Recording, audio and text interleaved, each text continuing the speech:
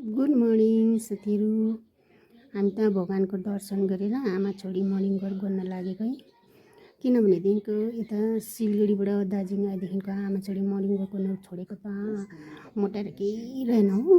अलिकति पनि कहाँ र, म त झन् पुरै मोटाएछु। ल अब त गरम पनि चढ्यो, मर्निङ वक गर्नुपर्छ भनेर आमा छोरी तुरुङ तुरुङ हिँड्दै हिँड्दै गएको हो। बेला बेलामा चाहिँ हिँड्दै हिँड्दै पनि गयो। जाँदा जाँदा जाँदा जाँदा जाँदा जाँदा बल्ल बल्ल चौरास्ता आइपुग्यो। चौरास्तामा यताउति हेरेको त कोही उफ्रिनु रहेछ, कोही झुन्डिने रहेछ, कोही वक गर्ने रहेछ। लु तँ पनि झुन्डी झुन्डी झुन्डी भनेर नानीलाई झुन्डाइ, नानी पनि फुरुक्क भएर झुन्डी पाले त। अनि यताउति हेरेको त कोही कुद्दैछ, कोही के गर्दैछ। लु आफू पनि एक्सर्साइज गर्नु पऱ्यो भनेर यो मसिन उचालेको त उचाल्नै सकेन र पनि बल्ल बल्ल उचाले, होल गरेर उचाल्यो अरे। 2-3 ताल उचालेको त हात दुखे जस्तो भयो हो। अन्त लु फेरि झुन्डी तँ भनेर यताउति हेर्न थालेँ कि। अनि कोही कुद्दै गरेको देखेर त मलाई त पुरा जोस चल्यो। अनि लु म पनि कुद्छु सुरु भनेर कुदेँ। कता कुदेँ कुद्दै कुद्दै कुद्दै कुद्दै कुद्दै कुद्दै कुद्दै आएँ होइन। यो अन्त आइपुगेपछि त यो बिग बजारमा आइपुगेँ।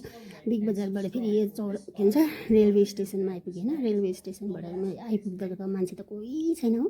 र किनभनेदेखिको अहिले सिजन डाउन छ नि त, 1-2 दिनमा त यहाँनिर फेरि टुरिस्टहरूको भिड हुन्छ। अहिले त कोही रहेन रहेछ। अन्त लु नानी त अगाडि अगाडि हिँड भनेर नानीलाई अगाडि अगाडि हिँडाएँ।